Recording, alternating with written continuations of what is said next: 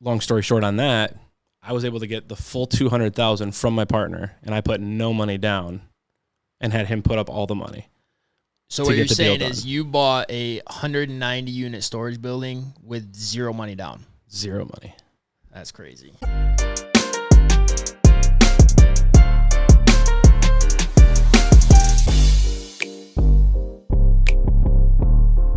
All right, so we're here with Nate Duell. Nate is a Northern Michigan real estate investor. Recently got into storage units, so we're going to touch a little bit on that. How's it going? Good. Thanks for having me. Yes, sir. We have another podcast that we're doing that we're going to go into your whole real estate journey. But just really quick, touch base on how many units you had, what you were doing before, and then now the storage unit thing. Yeah, I mean, my focus was multifamily, or at least I guess it was. It still is, but it's not maybe as much of a majority of multifamily. And got into it. I mean, my parents had some rental houses, single family type rental houses throughout the years as me growing up and stuff. So I always kind of saw the draw to it, you know, the extra cash flow, the potential just for having an extra actual hard asset. So you can always sell it if you need to. Yep. But that extra cash flow, and my dad's a lot more handy than I am. So he bought a bunch of repos and stuff like that. So yeah. I think they got up to 8 or 9 or something like that at one point. So kind of always saw it and was intrigued by it, and then slowly got into it myself. But yep. Okay, so you mentioned you were doing a lot more of the multifamily long-term rentals. Yeah. What made you even think about the storage unit side? Storage units intrigued me for quite a while now.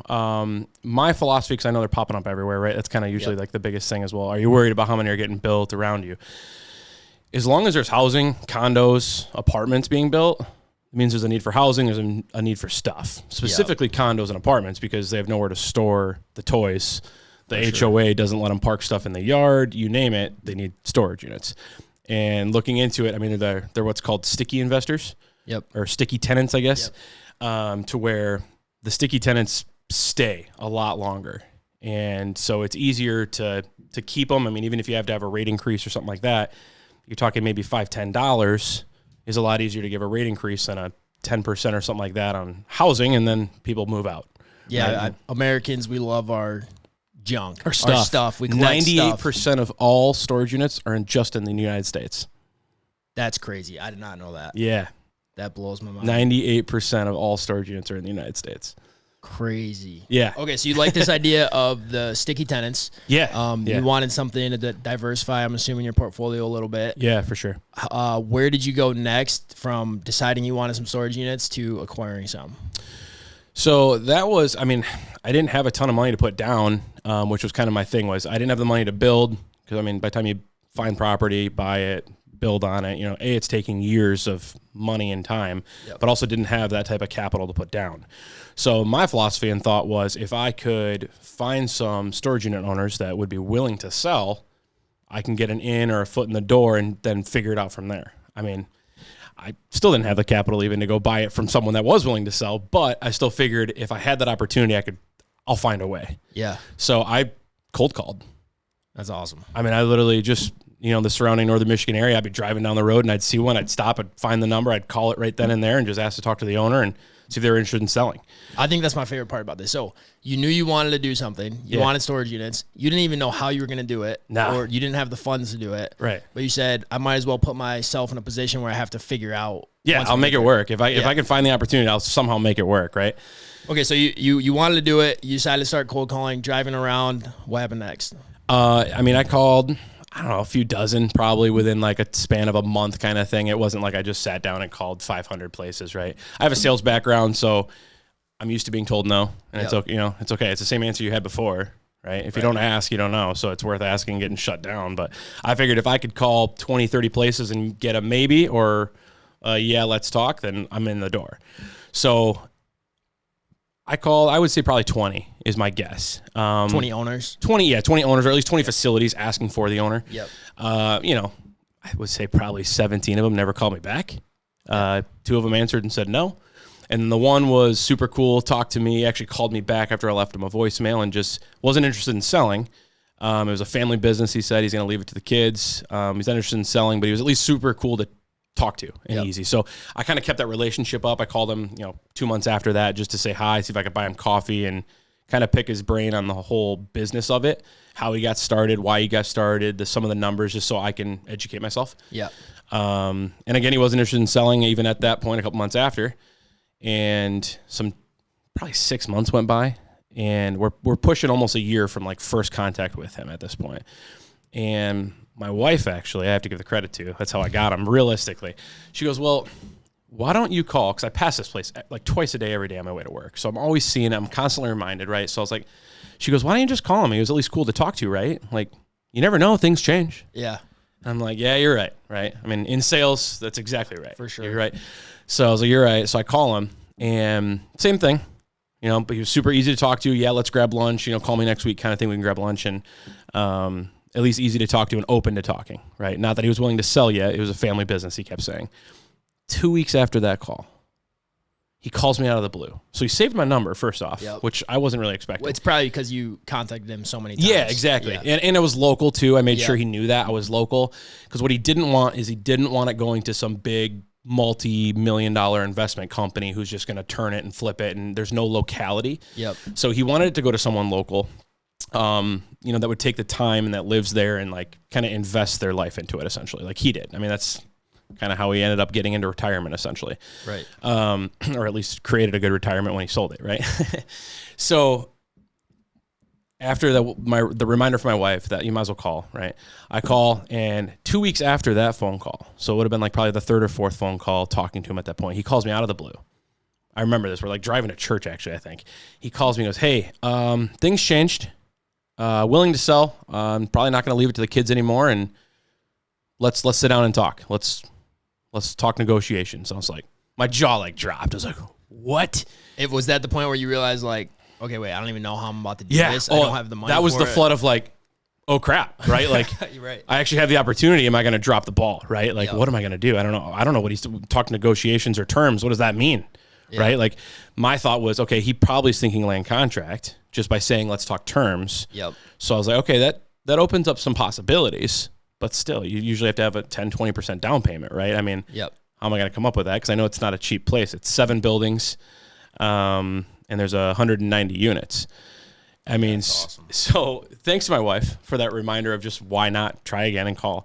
He calls me out of the blue. My jaw hit the ground, and my wife could tell like something happened on the phone call. She could just see my face. She's like, what? Hold on, right? Like, okay, yep, cool. And I set a time with him right then and there to meet with him like the next week or the next day or whatever it was.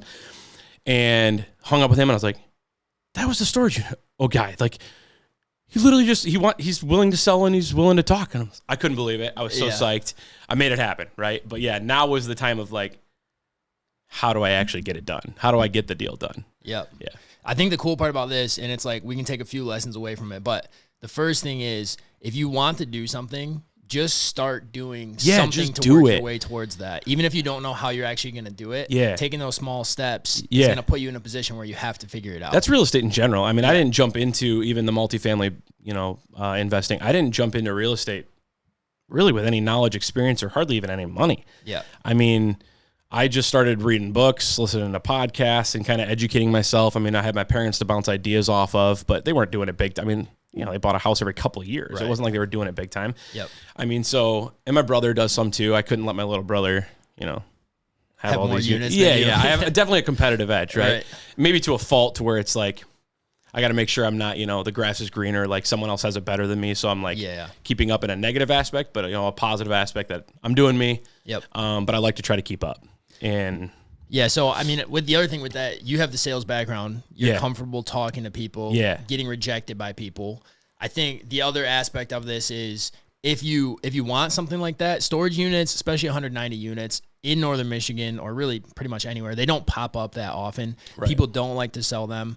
You almost have to go get those deals. Yeah. And so you went out and did it. If you're an investor that's looking to do something like this, but you're not necessarily comfortable cold calling or reaching out to these people, you can always like touch base with your real estate agent. They should be comfortable cold calling and finding you that deal. So even partner with people that are, friends and family that are, comfortable or wanting to get into some kind of maybe reallocation of money or, investing type stuff. I mean, so if you want to do something, you don't know how to do it, or you're not comfortable doing it, one, you should try, just put yourself in that position. But 2, 100%. Find somebody that knows how to and just partner with them. Exactly. Like learn from those around you, right? So if you're surrounded by people that don't have the same ambitions or excitement or energy or mindset, find some people that do and go to those groups. I mean, there's groups all the time meeting in Trevor, like small business owner meetings and stuff like that.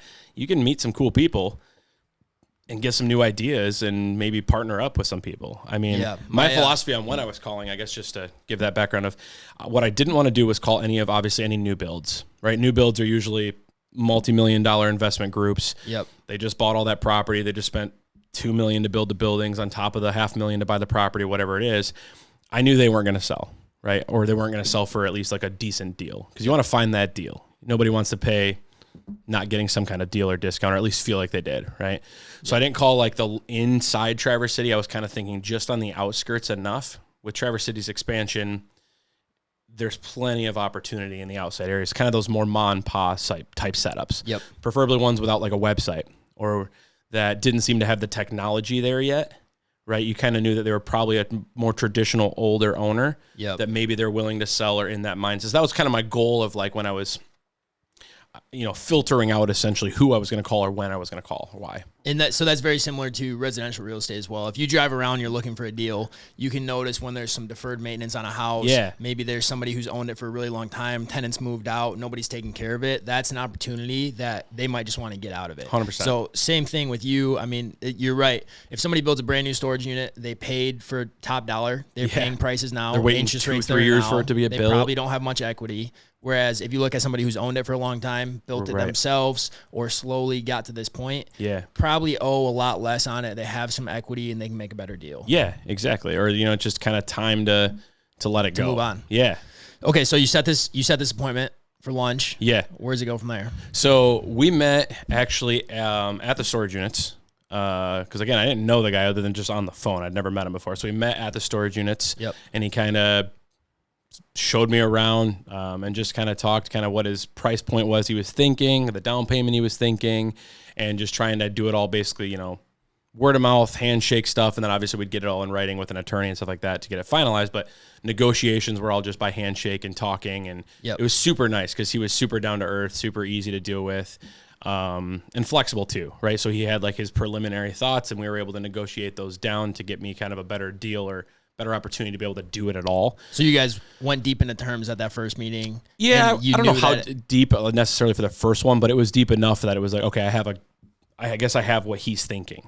And then it was like the second, third meeting that we had where I kind of negotiated, okay, a little lower on this, the buy-in, like the down payment, the interest or whatever, and slowly got to that point. But the whole thing in my head was, okay, so I have a deal getting worked out, but I don't have $500K, $200, right? Like I don't have $200K, anything like that in cash. I mean, I could sell the other rentals, but then you can't. I looked into 1031ing it you can't 1031 to a storage unit, right? It has to be like a like property or whatever. So kind of good. I went through that whole phase of actually it's like 6 months total of negotiation by the time we signed anything. So the first, dude, that's crazy. So you spent over a year until you got to the point where he said he finally wanted to sell. Yeah, about a year. Yeah, you're talking to him. You're 6 months into negotiation, still trying to figure everything out. Yeah, you knew he wanted to do seller financing at this point, so he was going to carry the note. There wasn't going to be a bank involved. Right. And that's how he preferred it, actually. Exactly. And that's another thing. If you're an investor, there are a lot of people that want to carry the note. They want to do land contract or seller financing where they're acting as the bank.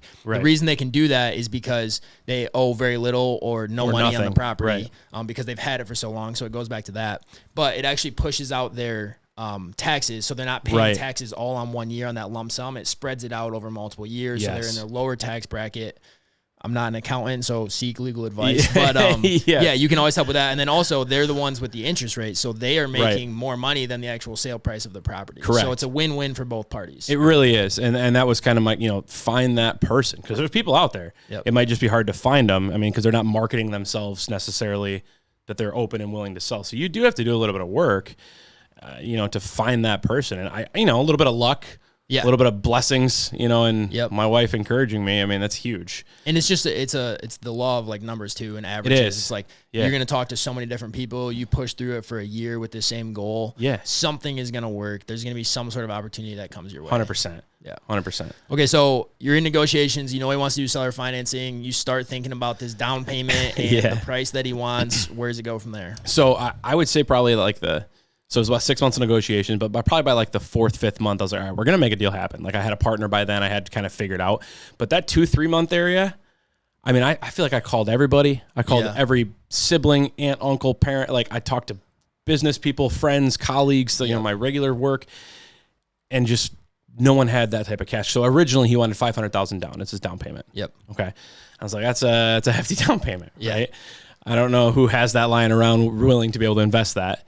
And so figured it out, but negotiated him down to 200 actually as the downy. Okay. So now you got to figure out where to get 200,000 for the down payment. Yep. And so he was okay with that after negotiations, but still 200,000 I didn't have. Right. And I think that's kind of the moral of the story. It's like, you don't have to get into real estate having a ton of money. Yeah. I mean, it can just take a little bit of luck and like perseverance and finding the right person to help you maybe get started. Yep. But so we got it down to 200,000 and I'm kind of going through people and I talked to one of my coworkers. He's got good money. He makes good money, loves investing, right? But hasn't gotten into the real estate side of it yet. And he's always talked about wanting to, and ran it by him. And he was like, kind of sits back and, show me some of those numbers, right? Like, and I'm like, all right, cool. Like I've got, possibility here. Long story short on that, I was able to get the full 200,000 from my partner and I put no money down and had him put up all the money. So what you're saying is you bought a 190 unit storage building with zero money down. Zero money. That's crazy. Yeah. Okay. So I was psyched. It's insane. Yeah. How do you form that partnership? So this is another cool part about investing is there's so many different ways to do it. You brought the knowledge. He brought the money. Yeah, I brought the knowledge and the opportunity. Yep. Because nobody knew that this was it wasn't for sale. Nothing was listed. It was all just a phone call. Right. So nobody knew. So I knew that I had basically the only negotiation and the only person he's even talking to. He even said that. He's like, I've had other people call. I get them now, right? Now owning. I get calls maybe once a week offering to buy it. So I know he's getting calls, and he said that too. He's like, I've gotten tons of calls, but I'm only talking to you. So I felt good about that. Like the pressure was kind of off, right? I had some time to figure it out. But yeah, my partner put in the 200,000. So the deal or the way it worked was, I would owe him 100,000 as far as my 50%. But what we would do is me paying off the 100,000 is I would run the company. So I would manage all the units, all the storage, the day-to-day everything. Yep. And we would take proceeds from the profits to basically pay my 100,000 back. And that's what we're doing. That's awesome. Okay, so he brings the money, you bring the knowledge, the opportunity, and then you're still 50-50 partners? 50-50, yep. Okay, so you're 50-50 partners. You have no money into this deal, and now you are working the storage units, getting everything rolling, day-to-day activities until you pay off that other 100,000. Yes. Then you're just boom. And then, and then if we make, any disbursements, it's actually going to end up in my pocket versus just going to my loan. Right. Yeah. Dude, that is awesome. Super cool. Okay, I guess the other thing I'm interested in is it was run really old school from the sounds of it. Yeah. Have you made any advancements or changes to the property, any hurdles that you're facing to get it to the point where it's kind of brought up to a little more turnkey. Yeah. So the seller was super old school, all pen and paper, everything. So there was basically, there's 190 units. I made one more. It was 191. He was using just for his own storage. So anyway, 191 units now, but basically 160 tenants roughly own those 191 or rent those 191. So a couple of them have multiple, or were there? Yeah, a lot of people have multiple. There's probably a dozen that have 2 to 5. There's one that has like 8, because it's a company or whatever that uses it. But so he had essentially, and what I had to start taking over was he picked up 160 individual envelopes, cash, check, whatever, in the Dropbox every month. That's crazy. That's a lot of work. Yeah, 160 checks to process that I have to manually go deposit and go through and log their payment, right, to make sure they're keeping up on it. But then because everything was pen and paper too, is I have to keep track of who's behind, right? So I have to contact them. I have to bug them. They're not getting any email notifications or late fee notifications. So I knew that eventually I would have to get something electronic, some kind of website set up. So we've been in the process of that. We do have the website set up now. And trying to get everybody reallocated to that. And you're still going to have a handful that don't have email, or, they're just maybe an older generation that doesn't use technology much, or they don't trust it. Fine. But picking up 20 checks a month versus 160 is a lot easier. It's a lot better. Yeah. Sweet. Well, and this is, how long ago did you close on this? It was recent. So we closed July of 23. Okay. Yep. Yeah. So you're so basically, and that's kind of how we wanted. It was like a clean 6 months essentially of that tax year and all that for just prorations and everything. Yep. So we've owned it since July of 23. So we're in our 7th month now. Awesome. Yeah. And then I think the last part of the deal that was super interesting to me, we were talking about a little bit before, is within this negotiation that you had with him, the seller financing you settled on, it was kind of a little bit of a floating rate, interest rate. It wasn't necessarily floating, but it could adjust based on the market. Yeah. So, I mean, you have to have an attorney for this stuff because you do want everything in writing, just not only for your own protection, but their protection and your spouse's protection, whatever, right? Yep. So we had an attorney help us out with obviously all the paperwork stuff. And the legality of it, but the way it was written in the land contract was basically he doesn't want us to refinance with the bank because if we refinance and we can find a lower interest rate, we're going to do that. Yep. So if we can do that, that means he gets paid in full. He pays all those taxes, right?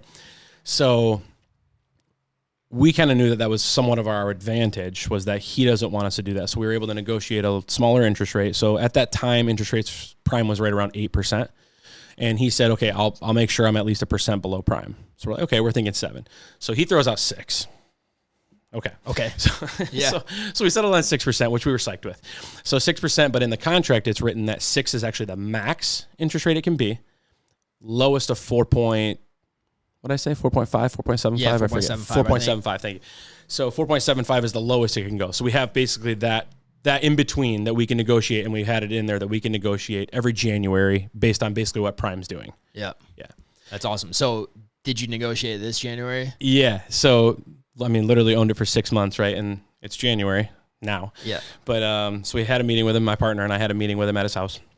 And I bring up the fact of like, well, we're able to negotiate. Are you willing to? And his first answer is, well, do you guys have another kid coming or anything like that you can name after me? Because otherwise, probably not. And I was like, right. Okay. So, like, I don't know how to take that, but it sounds like a no, right? Right.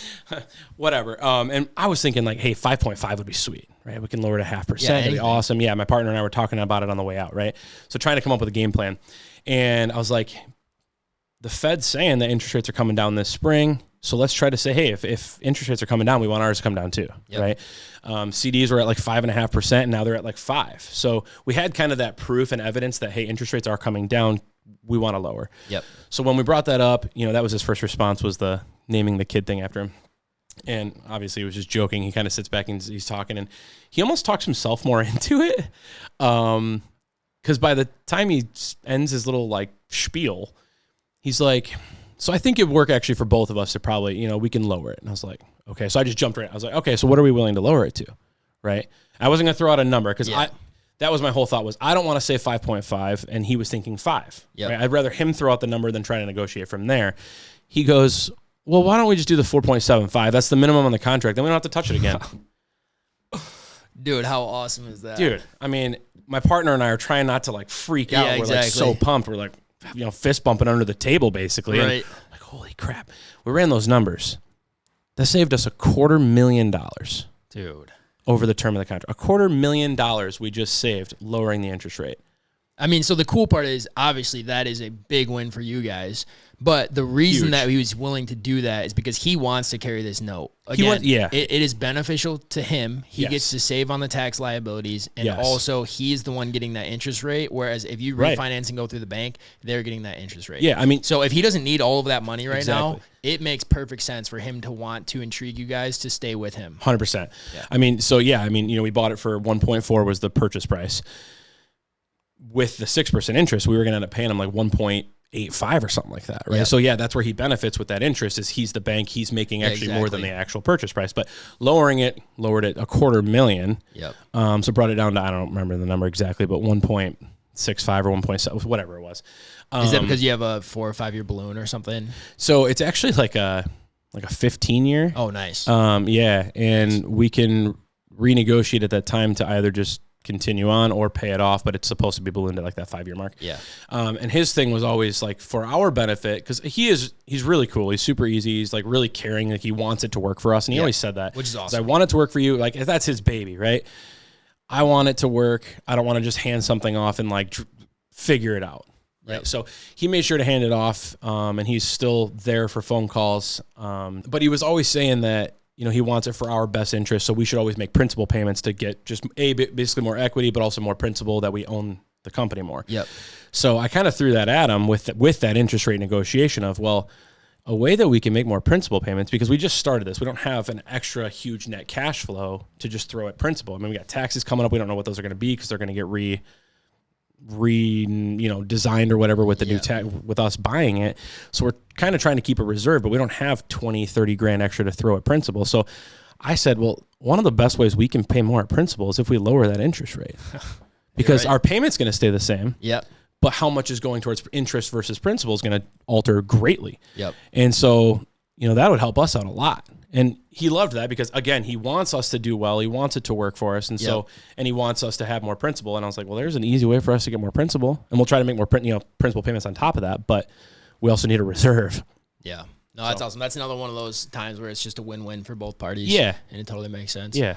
Cool. All right. Well, let's wrap this up here. But I guess the last thing I want to ask is, if you could take anything away from this deal in particular, what is your advice you would have to investors or maybe new investors that want to get into it? Yeah, good question. I mean, I would say, start if you have nothing and you're just looking into it, start with some podcasts.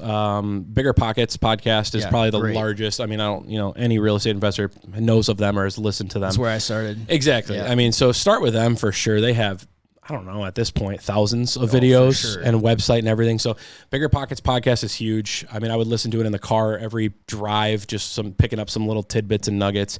And the book, I would say, or the thing that really just jump-started everything, was Rich Dad Poor Dad. By Robert Kiyosaki. That's I mean, awesome. it's probably almost everybody's answer when it comes to real estate is like, what got you started?